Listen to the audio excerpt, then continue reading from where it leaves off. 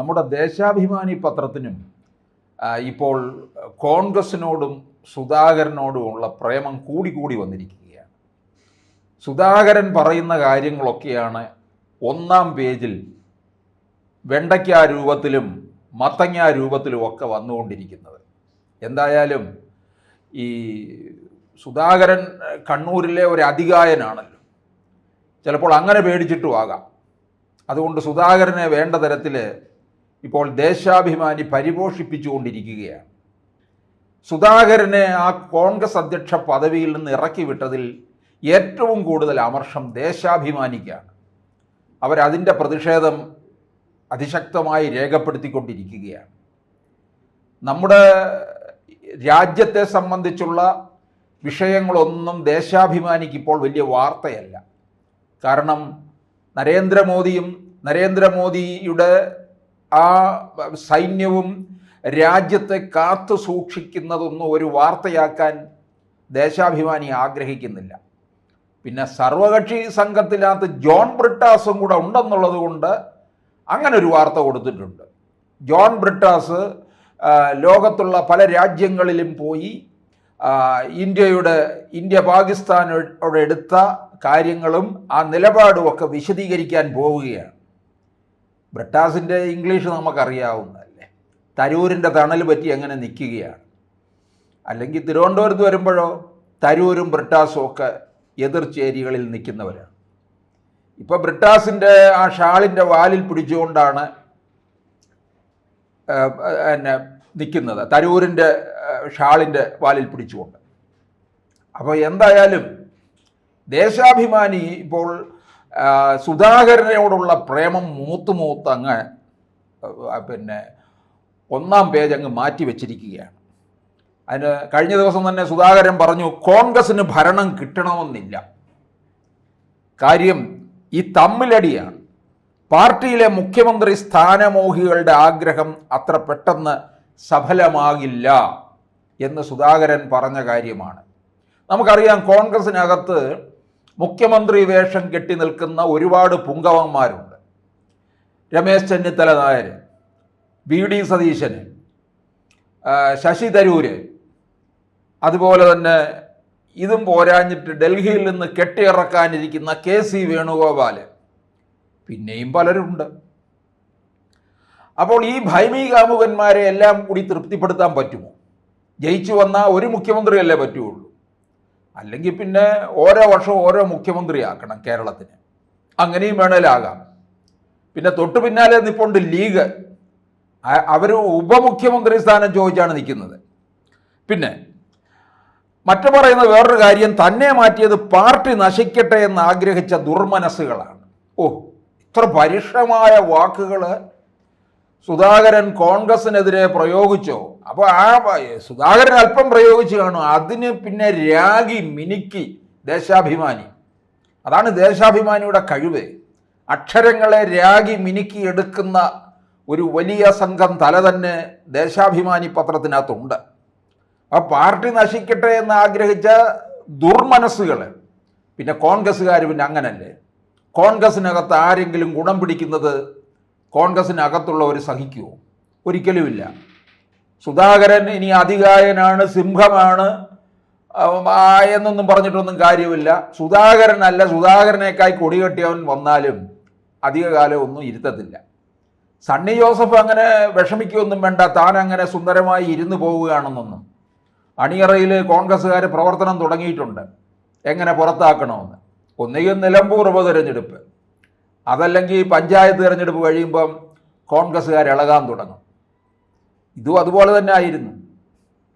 പിന്നെ അടുത്ത പറയുന്ന മറ്റൊരു കാര്യം, KPCC പ്രസിഡന്റിനെ മാറ്റുമ്പോൾ പ്രതിപക്ഷ നേതാവിനെയും മാറ്റുന്നതാണ് രീതി. അത് കൊള്ളാം. അപ്പോൾ വി.ഡി. സതീശനും മാറണം എന്ന് ചുരുക്കം. ഇവരെല്ലാം അങ്ങോട്ടും ഇങ്ങോട്ടും വെച്ച പാരയാണ്. അപ്പോൾ വി.ഡി. സതീശനെയും മാറ്റണം. വി.ഡി. സതീശനെ മാറ്റുകയാണെങ്കിൽ ചെന്നിത്തല നായർക്ക് വലിയ സന്തോഷമാകും. 2021 തെരഞ്ഞെടുപ്പ് കഴിഞ്ഞപ്പോഴാണ് വി.ഡി. സതീശനെ ഇറക്കിയത്. ചെന്നിത്തല നായരെ മാറ്റിയപ്പോൾ നമുക്ക് യഥാർത്ഥത്തിൽ വിഷമം തോന്നി. ഒന്നാം പിണറായി സർക്കാരിൻ്റെ കാലത്തൊക്കെ എത്രത്തോളം അധ്വാനിച്ചതാണെന്നറിയാമോ? സ്പ്രിംഗ്ലർ കേസും മറ്റു കാര്യങ്ങളും ഒക്കെ എത്രയോ ദിവസം ഉറക്കമൊഴിഞ്ഞിരുന്നാണ് ആ വർക്കെല്ലാം ചെയ്തത്. അതിന് പിന്നിൽ വലിയ ടീമും തന്നെ ഉണ്ടായിരുന്നു. പാവം ചെന്നിത്തല നായർ. ഇപ്പോൾ നമ്മുടെ പെരുന്നയിലെ പോപ്പ് ചെന്നിത്തല നായർക്ക് പച്ചക്കൊടി കാട്ടിയിട്ടുണ്ടെങ്കിലും ജനങ്ങൾ പച്ചക്കൊടി കാട്ടണ്ടേ? കോൺഗ്രസ്സുകാരല്ലേ കാര്യങ്ങൾ. ചെന്നിത്തല ചിലപ്പോൾ മുഖ്യമന്ത്രി സ്ഥാനത്തേക്ക് ഉയർത്തിക്കാട്ടിയാൽ ചിലപ്പോൾ ഹരിപ്പാട്ട് പോയി ഉള്ള കോൺഗ്രസ്സുകാരന്മാരെല്ലാം കൂടെ നിന്ന് പ്രവർത്തിച്ച് തോൽപ്പിക്കാൻ നോക്കും. അപ്പം എന്തായാലും ഈ രമേശ് ചെന്നിത്തലയ്ക്കാണ് ഒന്നുകിൽ ഇപ്പോഴുള്ള സാധ്യത. UDF ജയിച്ചു വന്നാലേ അതും കൂടി പറയണം ഇടയ്ക്കിടയ്ക്ക്. അല്ലെങ്കിൽ പിന്നെ നമ്മൾ ഈ പറഞ്ഞതുപോലെ എല്ലാവരും നോക്കി നിൽക്കുമ്പോൾ രാഹുൽ ഗാന്ധി ഒരാളെ ഇങ്ങോട്ട് ഇറക്കും. രാഹുൽ ഗാന്ധിയുടെ ചെവി കടിച്ച് കുറച്ചൊരാളിരിക്കുന്നുണ്ടല്ലോ, സോണിയ അമ്മച്ചിയുടെ വീട്ടിലെ അടുക്കളക്കാരനായിട്ട് KC വേണുഗോപാൽ എന്ന് പറയുന്ന ആ പുങ്കവൻ ഇങ്ങോട്ട് വരും. പിന്നെ ബാക്കിയിരിക്കുന്നവർക്കെല്ലാം ഗുഡ് ബൈ പറയാം. ചെന്നിത്തല നായർ എന്തായാലും തീർച്ചപ്പെടുത്തിയിട്ടുണ്ട്, 2026 എന്തെങ്കിലും ഒന്നുണ്ടായില്ലെങ്കിൽ എന്തെങ്കിലും ചെന്നിത്തല നായർ കടുംകൈ ചെയ്തിരിക്കും. അത് ഉറപ്പായ കാര്യമാണ്. ഇനിയൊന്നും പിന്നെ കാത്തിരിക്കാൻ പറ്റത്തില്ല. പിന്നെ 2026 കഴിഞ്ഞാൽ പിന്നീട് 2031. വയസ്സങ്ങ് മാറിക്കൊണ്ടിരിക്കുകയാണ്. ഇതെന്താ കോൺഗ്രസ് നേതൃത്വത്തിന് അറിയത്തില്ലേ? അപ്പം സുധാകരൻ്റെ ഈ തുറന്നടിച്ചിലാണ് ദേശാഭിമാനി വലിയ വാർത്തയാക്കി കൊണ്ടുവന്നിരിക്കുന്നത്. സുധാകരൻ പറഞ്ഞതൊക്കെ ശരിയാണ്. സുധാകരൻ അങ്ങനെയൊക്കെ പറയുകയും ചെയ്യും. അതുകൊണ്ടാണ് ദേശാഭിമാനി ഇല്ലാത്തതും കൂടെ അങ്ങ് എഴുതി ചേർത്തിരിക്കുന്നത്. ഇത് വായിക്കുമ്പോൾ പലർക്കും മനസ്സിലാക്കാൻ കഴിയും സുധാകരൻ പറയുന്ന ആളാണ്. സുധാകരനോട് ഒന്ന് പറഞ്ഞാൽ സുധാകരൻ തിരിച്ച് 3 പറയുന്ന ആളാണ്. ഇതെല്ലാവർക്കും അറിയാം. അതുകൊണ്ട് ദേശാഭിമാനി അത്തരത്തിൽ അതങ്ങ് ചാർത്തി കൊടുത്തിരിക്കുകയാണ്. കോൺഗ്രസിനെ ഇല്ലായ്മപ്പെടുത്തണമെന്ന് CPMൻ്റെ ആഗ്രഹമാണല്ലോ. എന്തായാലും LDF തന്നെ പറഞ്ഞ് അങ്ങ് തീർച്ചപ്പെടുത്തിയിരിക്കുകയാണ്. 3ാം വട്ടവും വരും, ശരിയാകാത്ത കാര്യങ്ങളൊക്കെ അപ്പോൾ ശരിയാക്കി തരും എന്നുള്ളത്. അപ്പോൾ 15 വർഷം തുടർച്ചയായിട്ട് കമ്മ്യൂണിസ്റ്റ് പാർട്ടി കേരളത്തിൽ ഭരിച്ചു മുടിച്ച് തേച്ച് കഴുകി എന്നൊക്കെ വേണമെങ്കിൽ മുദ്രാവാക്യം വിളിക്കാം. ഈ കോൺഗ്രസ്സുകാരന്മാരെ കൊണ്ട് ഞാൻ പല വീഡിയോകളിലും പറയാറുണ്ട് വകയ്ക്ക് കൊള്ളാത്തവരാണെന്ന്. താഴെ എനിക്ക് കമൻറ്റ് പറയാറുണ്ട്, തനിക്ക് വേറെ പണിയില്ലയോ, തന്നെ ഞങ്ങൾ നോക്കി വച്ചിരിക്കുകയാണെന്ന്. എന്ത് നോക്കി വയ്ക്കാൻ? കോൺഗ്രസ്സുകാർക്ക് മറ്റൊരുവൻ്റെ നേരെ കൈ പൊങ്ങത്തില്ലല്ലോ, നാവ് പോലും അനങ്ങത്തില്ല. എന്തിന്? പിണറായി വിജയൻ സർക്കാർ 10 വർഷത്തെ ആഘോഷം നടത്താൻ പോവുകയാണ്. ഇവിടെ തിരുവനന്തപുരത്ത് കനകക്കുന്ന് പാലസിൽ പ്രദർശനം, ഭക്ഷ്യമേള, തീറ്റമേള എല്ലാം ഉണ്ട്. എന്ത് ചെയ്തു എന്ന് ചോദിച്ചുകൊണ്ട് ഈ കോൺഗ്രസ്സുകാർക്ക് തെരുവിലിറങ്ങി ഒരു ദിവസം പ്രതിഷേധിക്കാനുള്ള ചങ്കൂറ്റമുണ്ടോ? എന്തെല്ലാം കാര്യങ്ങൾ. ആകെ തിരുവനന്തപുരത്തെ ഇട്ടാവട്ടത്തിനകത്ത് ഒരു സ്മാർട്ട് റോഡ് ഉണ്ടാക്കി എന്നുള്ളതാണ് അമ്മായിയപ്പനും മരുമകനും കൂടി ഇപ്പോൾ ക്രെഡിറ്റ് അടിച്ചുകൊണ്ട് നിൽക്കുന്നത്. പത്രങ്ങളിലൊക്കെ മുൻ പേജിൽ പരസ്യമുണ്ട്, തുടരും എന്ന് പറഞ്ഞുകൊണ്ട്. അമ്മായിയപ്പനും മരുമകനും കൂടെ ചെയ്ത വികസന പ്രക്രിയകൾ. കേരളത്തിലൊരു മുഖ്യമന്ത്രി, ഒരു പൊതുമരാമത്ത് മന്ത്രി മാത്രമേ ഉള്ളൂ, മറ്റു മന്ത്രിമാരില്ലേ?